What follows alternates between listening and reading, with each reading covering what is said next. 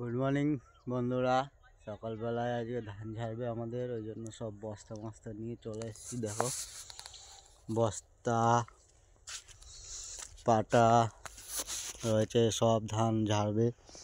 যেদিকে আছে এই যে 2, 4, 6, 8, 10টা পালা আছে ছোট ছোট, সব ঝাড়বে। মুনিশ আসবে সকালবেলা।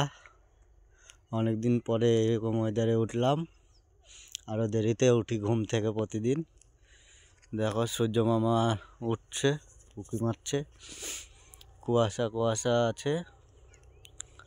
ওদিকে দেখো বক একটা উঠছে।